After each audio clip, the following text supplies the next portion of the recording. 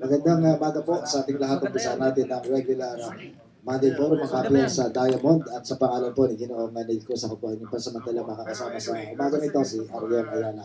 Of course, ang ating pong panuhin, narito na si Congressman Rufus Rodriguez, siya po yung head ng committee na sasala sa pag-uusap sa babala Bangsamoro Basic Law.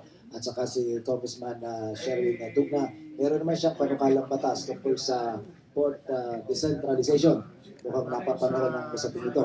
At si Vice Mayor Isko Moreno na may mga sasagutin din yan tungkol naman sa congestion and decongestion ng Port of Manila. Unahin muna po natin yung usapin ng pangkapayapaan, Bangsamoro Basic Law. Congressman Rufus, anong estado na po nasa Kongreso ngayon itong Bangsamoro Basic Law? Yes, after the President transmitted to Congress last Wednesday the proposed BBL, immediately we hit the ground running.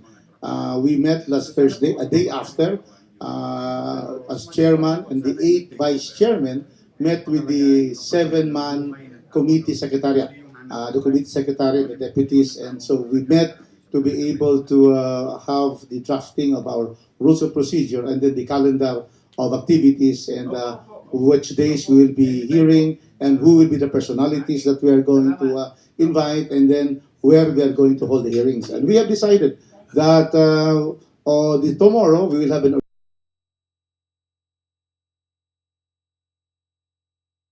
meeting tomorrow at 9:30 and we will approve the rules of the committee. We are going to approve the calendar. In that calendar, we are going to meet for session days, Tuesdays, Wednesdays, and Thursdays, and then even during the 2 recess that we will have, the one in October and one in November, yan ay mag-hearing din ang committee even during recess with the permission of the Speaker so that we can fast-track all of this. And during the break from Tuesday, Wednesday, Thursday, we will have the hearings. On Fridays and Saturdays, we go to the core territory of the Bangsamoro. We go to Zamboanga, we go to Sulu, we go to Basilan. And then in Region 10, we go to Lanao del Norte, because 6 of the towns there are proposed for inclusion. So we go to Tubod, Lanao del Norte, we go to Iligan to hear the Christian side, we go to Marawi, and then in the Maguindanao area, Central Mindanao, we go to Cotabato City, Maguindanao, North Cotabato, because 39 barangays are proposed to be included in North Cotabato.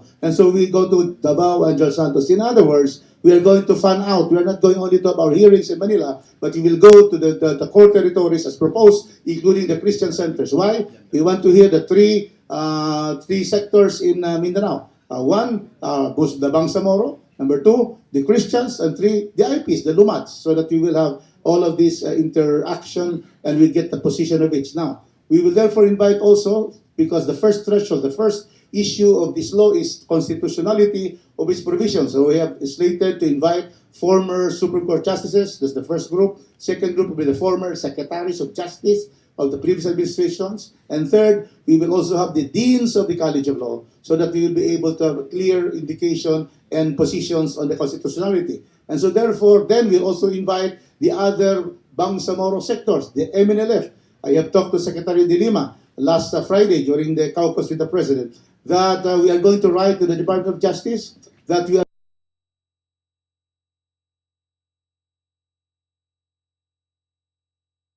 file a motion that we suspend the effects of the warrants of arrest for at least 3 days or 5 days so that we can hear the position of Nur Miswari and the MNLF. So also with the BIAF, with Obracato, we are going to have that, and we are going, according to the Secretary of Justice, she's very much is an open mind on receiving a request so that they can file a motion in the courts for the suspension of the effects of the warrants of arrest. And also, we are going to also write a letter to Secretary Gasmin so that we can also have safe conduct process to be given to Nur Miswari or his representative and No Obracato are facing also criminal charges. So with these 2 agencies, if they will approve, then we will hear the BIF and we will hear the MNLF. Sa dami po ng miyembro at sa dami ng mga iimbitahang panauhin at sa dami ng lugar na pupuntahan, mga ilang taon po yan bago matapos? No, December 17, 2014. Our target date is to finish the whole process by December 17 of 2014. Why?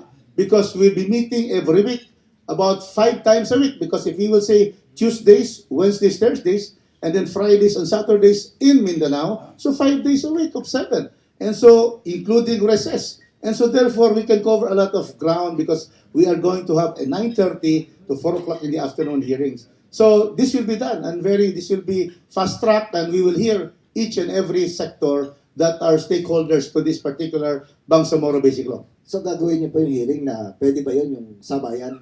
Sa Sabay. mga lugar? Yeah, for example, if we go to Region 9 and the Basulta area, then one team will be in Zamboanga to hear the officers, the officials of Zamboanga, the Christians and the Lumas and the Muslims. And then one team will be in simultaneously in Isabela City, Basilan. Why?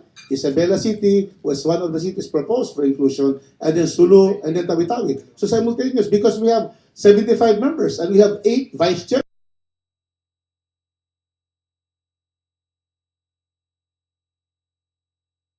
And Tubod for Lano del Norte. And we go to Central Mindanao, simultaneous also, North Cotabato, Cotabato City, Mitsayap, where the 39 barangays are. So we can cover this, and we'll be able to then come out with a report. The report will have specifically the names of those and the organizations represented and their position on the specific provisions of this particular basic law. Ano pong bahagi ng BBL, babala, ang contentious? Well, initially, some congressmen have already approached this representation that, for example, on the issue of Article 3 of the Bangsamoro, that the Bangsamoro government shall be parliamentary informed.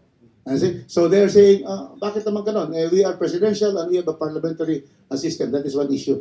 Although clearly we are empowered, Congress empowered, to provide for the structure of government of Bangsamoro. That's what I will see. I will now be able to see. Now, second, how about the territorial sea of the Bangsamoro? How about the airspace given to the Bangsamoro? So it will not, according to some, it may be, it will intrude into one real national territory handled by the central government. Okay. Number 3, yung sharing. They're saying too much have been given to the Bangsamoro. Medyo malaki yung sharing nila, 75% for the income tax, 25% lang central, and then non-metallic, 100% to the Bangsamoro. The metallic exploitation, 75-25, 75 Bangsamoro, 25 to the central government. And then energy, meaning petroleum, coal, natural gas, 50-50. So these are things also that, according to our constitution, is the patrimony of the entire nation. Why do we get that? So all of this, and then basic, the police force. There will be a Bangsamoro police force. But it's very clear in the law, it is under the PNP. Yung pong baril, kailan ang timetable na didisarmahan ng MILF at sinong magdidisarma sa mga Kristiyano na may baril? We cannot use disarming, we cannot use surrender, we cannot use laying of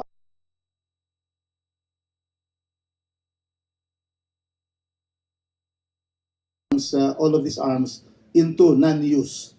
So the system of having non-use will be precisely agreed upon by the panels of the NMLF and the government. So this will be put into non-use. It is not part of the basic law.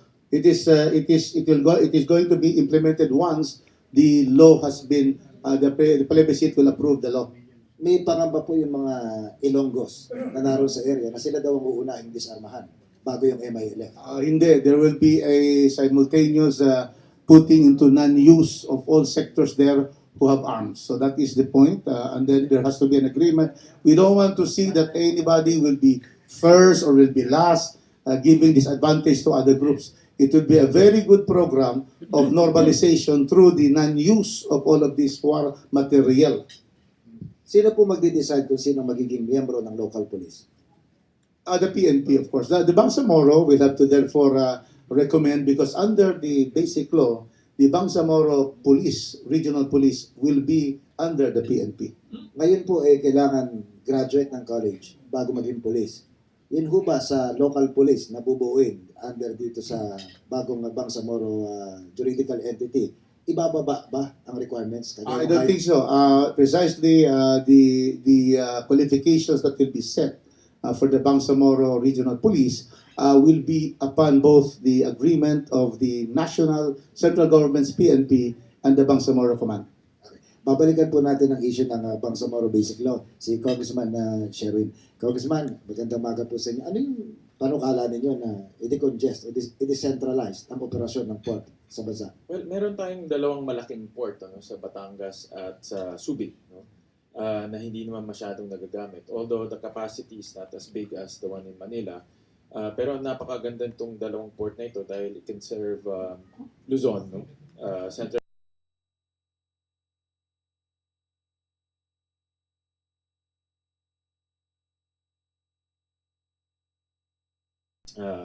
Pwede nang ikumpara dito sa Metro Manila. However, the capacity is the question. What is the missing link there is really the rail system na dapat sanang magdadala ng cargo. Yun ang nagkulang. However, nung about 2-3 days ago, nagkaroon kami ng hearing sa Kongreso tungkol dito sa issue na ito. Napag-alaman rin namin na kalahati ng mga cargos na pumapasok dito sa Metro Manila ang punta. So, mahalaga pa rin na ma-maintain natin itong port natin sa Metro Manila. However, talagang eye-opener ito nangyari sa atin. At nasabi ko nga doon sa committee hearing na itong pangyayari ito talagang time bomb to na mangyayari talaga. Dahil ang Metro Manila naman hindi naman lumulubag. Dumadami ang tao, dumadami ang sasakyan. Ang trade natin dumadami rin. At nakikita ko siguro by 2015, hindi lang time bomb to, baka nuclear bomb. Dahil yung ASEAN integration will come into play. And the ASEAN integration is designed really to improve trade further between the ASEAN nations. So makikita natin na dapat talagang pagplanuhan mabuti itong flow of goods and trade dito sa Metro Manila. Dahil kung hindi, patuloy natin makikita ang ganitong problema. Kung ang solusyon sa congestion ng Port of Manila ay yung decentralization at pinakailangan pa yung railway system, sa record ng kasalukuyan yung gobyerno, mukhang kahit isang dangkal na kalye, wala pang naipapatayo yung mga major roads sa nakalipas na ilang taon. Walang PPP na gumagana. Baka naman binata na yung apo ninyo, wala pa yung railway system. Well, duktong talaga itong port congestion and traffic, including mobility ng mga naninirahan dito sa Metro Manila. Talagang dugtong yan. Magkakabit-kabit yan.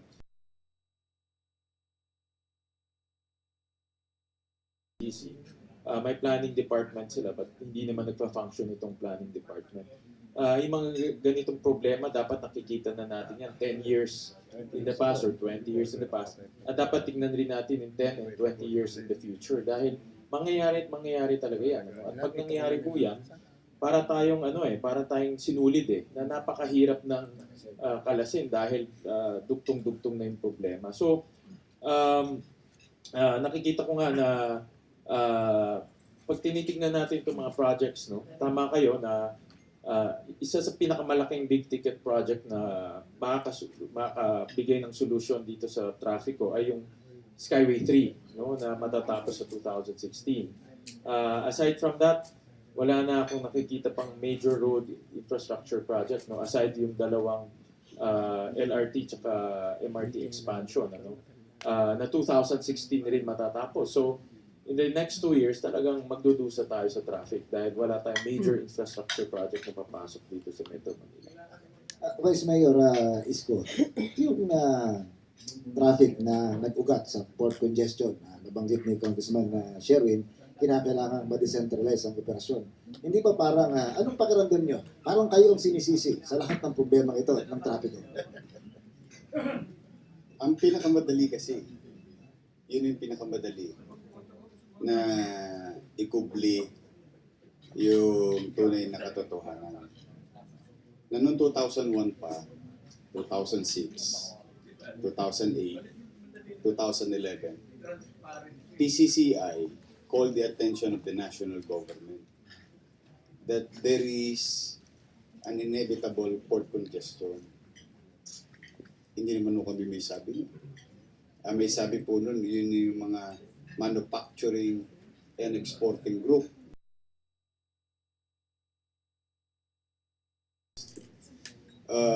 But nobody listened. And the city of Manila is paying so much price for a chaotic road, with a chaotic road and anarchies along R10 and Delpan. Hindi rin nung nagkulang na ipaalala sa kanila na ayon sa pag-aaral ng DPWH na yung Delpan Bridge, scientificong pag-aaral para po doon sa isang congressman na mahilig sa science. Yung scientificong pag-aaral, kilala ko yun, yung congressman. Mas magulo yung lugar no kaysa sa amin. Yung scientificong pag-aaral ng DPWH, yung structural integrity ng Delpan Bridge ay na-compromise na. So, Secretary Singson and I and President Hera, we've been talking for so many months how to still to have Delpan Bridge pending the rehabilitation na walang nadidistract na port operation. Because pag kumulaps yung Delpan Bridge, that's it for everybody.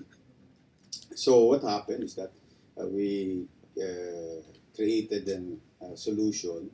It may not be a perfect solution, but at least to limit the pag-stall ng truck sa ibabaw ng bridge. So to have it two lane lang yung Delpan Bridge. Dahil nga pag napuno yun, hindi matatanggap yung ng Delpan Bridge on that way. So yung load niya. So anyway, hindi naman kailari sa inyo. Marami rin lumalabag na tracker sa pagdating sa weighing scale. So overweight yung mga containers natin. So kung dati, standard lang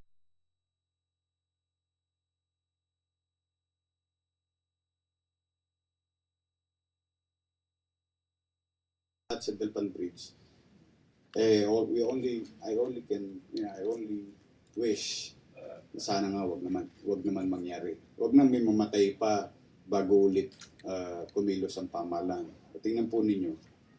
Di ba nagka-aksidente nung Miyerkules? Ano po involved sa Delpan Bridge? Truck. Dinaganan yung isang repo. Naging papel lang po yung repo. Pero gusto ko po kunin ang attention ninyo. Nasaan yung position ng truck? Nasa Center Island.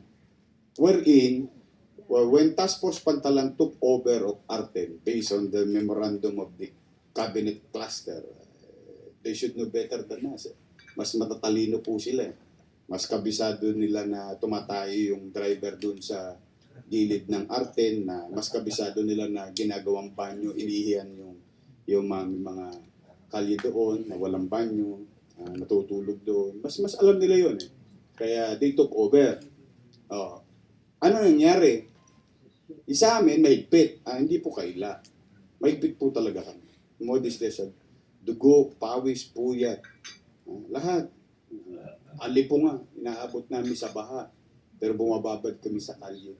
To discipline the drivers. Not to halt business.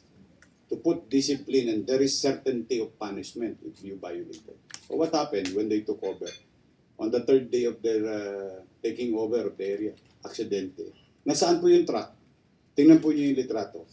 Nasa island. They are in the port lane.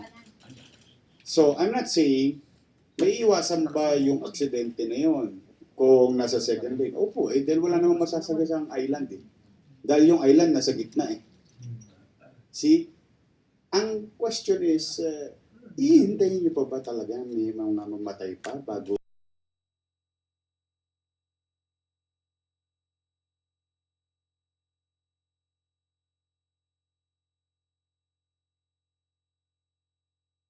na kulay berde yung mga plaka nito?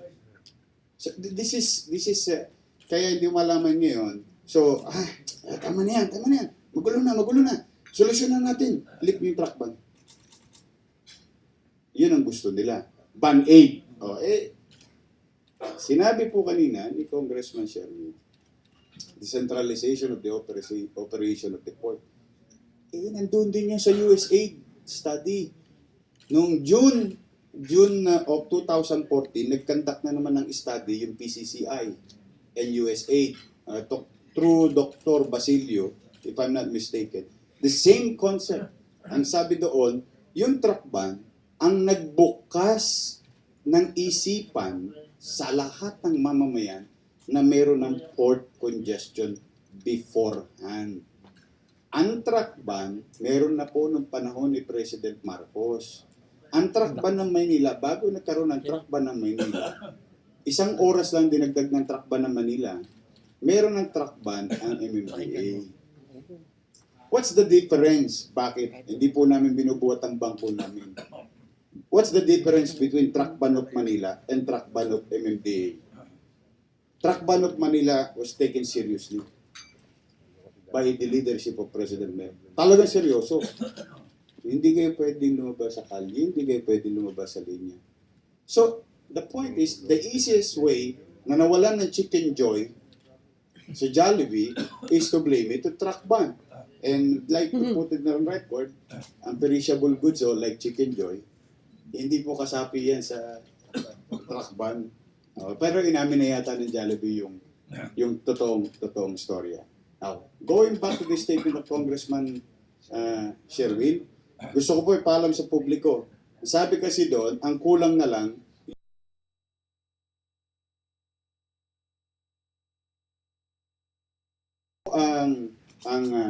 ang Batangas Port, umutang po tayo ng 17 billion. Ginawa po yung kalye papuntang Subic at papuntang Batangas, ang utang po natin 111 billion. The logic of the previous administration, kung sino man yung gumawa ng mga panahon na yun, is to connect Batangas Port to South Lakes, to connect Subic to NLEX para madali yung highway. But the thing is, they are not utilizing it. Now, question, Vice Mayor, ano ba naging epekto doon sa Batangas Port? Dati-rati po, 3% lamang ang pag-maximize ng Port of Batangas na binabayaran yung utang. So, binabayaran natin lahat. Ngayon po, na 97% na. So, what we're after? We're after to the numbers. Ang sabi namin, okay lang na may pier sa Maynila to serve Metro Manila. Yung may mga garahe, may mga manufacturing, may mga importing o exporting sa Metro Manila. And those product o materials needed for the PESA area, the Laguna, Cavite, Batangas, Quezon, Batangas should serve them. Yung San Fernando, Clark, Tarlac, Angeles, Economic Zone should be served by Subic. So ano yung gusto namin? We are giving solution to the national government's problem, which is the port congestion. Ihiwa-hiwalay nyo lang. But be that as it may, tingin ko naman, after President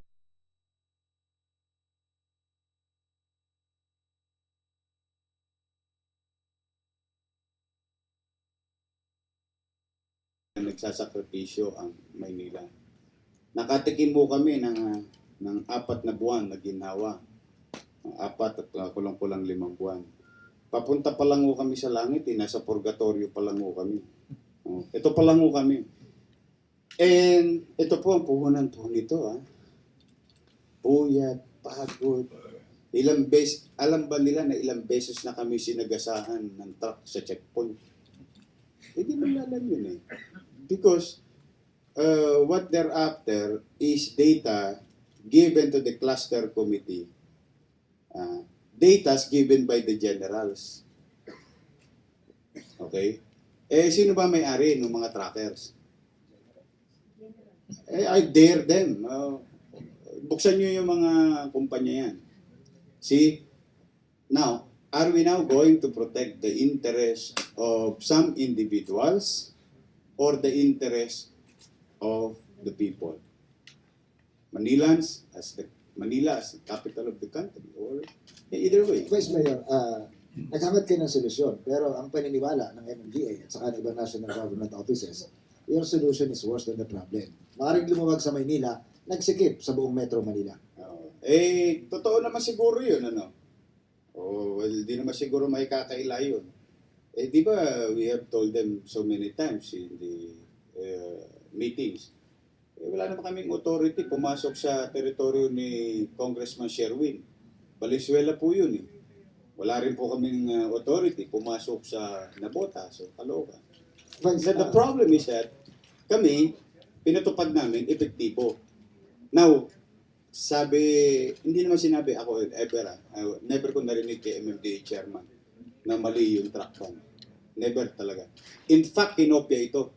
Kung mali ang Maynila,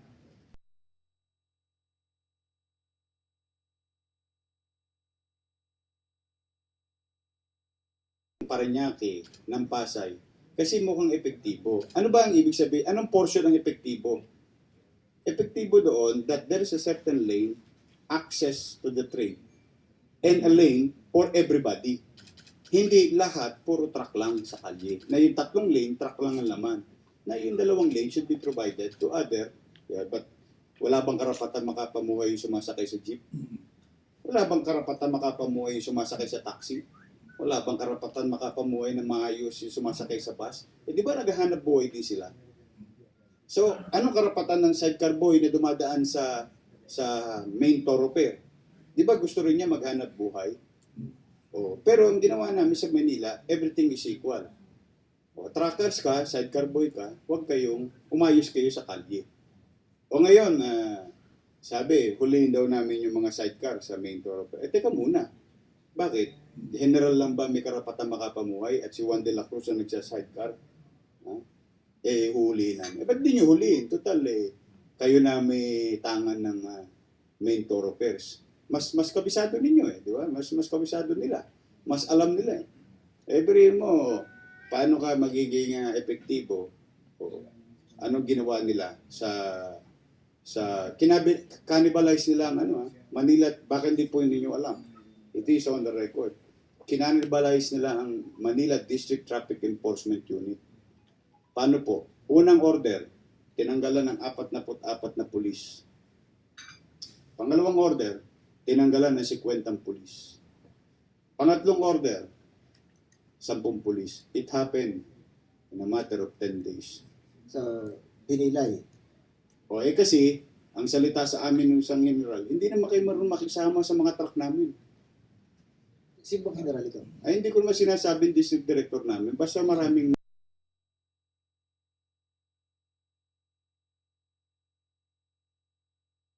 naman pwede naman sila mag-investiga. They have all the powers and means to investigate. Because the only way, tingnan po ninyo, sa mga policy maker. Ba't hindi niyo ito ibulgar? Kasi kung ito yung naging personal lang palang dahilan kung bakit ipinilit nilang alisin yung truck ban para protektahan ang negosyo, unfair naman sa amin na karaniwang mamamayan na naapektuhan ng traffic, personal lang palang rason. Exactly. And we've been fighting for you. The convenience of the city as the capital of the country. You can review the news, the coverage of the news. Every night, may mga coverage ang Maynila hindi na nababanggit sa traffic ko on rush hour. So, again, Sino nga huli general? Sino general? Wala naman ho kami sinasabi may truck po yung aming district director. Wala ho kami sinasabing ganun. Na sila tumatawag sa amin pag nahuhuli namin yung truck nila. Alam mo ako, dediretsahin ko si General Aglipay lang ang matino dyan sa lahat ng dating general na trackers, si General Aglipay may idea ng express trade lane that we adopted because we had a convention last November in this hotel. So lahat ng hiniling ng national government, lahat ng hiniling ng trackers, lahat yun napagbigyan. Even PCCI, kita mo isang beses lang nagreklamo yung PCCI because the request made by PCCI was granted by President Mayor Isko. Now, trackers, bakit tayo hindi mag-concentrate? Tingnan po ninyo. Ano ba sinasabi? Dahil sa truck ba nagka-traffic? Hindi po. Tingnan po ninyo. And I dare each and every one of you. You go to Rojas Boulevard. Tingnan nyo yung plaka. Kung anong kulay ng plaka. These are green-plated,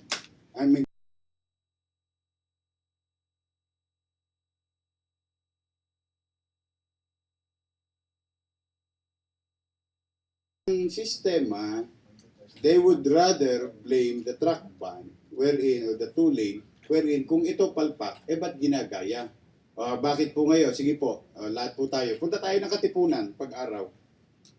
Di ba ginagaya na doon yung one truck lane? Pero I dare you, at 1 o'clock in the morning, I was there. 2 o'clock in the morning. Tingnan po ninyo kung merong implementation ng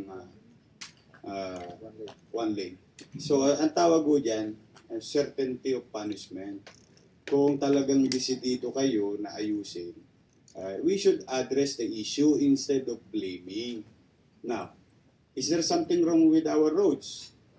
Well, we have an old road system. No? Manila, very old. Now, second, are we going to face another challenge in Manila? Of course, binanggit po ni Congressman Gatchalian, yung Skyway. Papasok na po, from Osmeña, no? I guarantee you, in 2 to 3 months, papasok na po, kakanan na po ng Quirino. And I bet you, talagang magiging chaotic. So, yung pinadadala nilang mga pulis doon sa sige po, ito po. Total, sabi, ilatag natin. Puntahan niyo po sila sa Guapotel. Andun lang po sila. Have you seen any policeman from NCR? The one who took over the city? Silently? Not recognizing the local autonomy? Kami naman, di naman kami crybaby. Hindi kami iyakin. Baka nga mas magaling sila. Pero nasaan sila ngayon? Bumabagyo. Nasaan na ngayon sila? Ngayon, maaraw na po. Nandiyan ba sila sa kalye? Nando, sa Guapotel.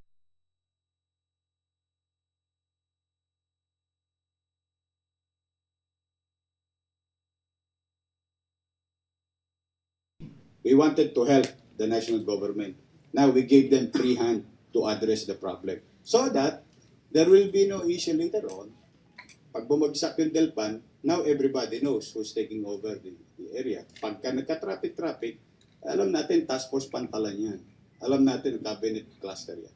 So, gusto ko lang linawin yun. Na yun ang may hawak. Dagdag ko lang, Ariel. I think bottom line is, ang kalsada natin talagang lampas-lampas na sa capacity niya.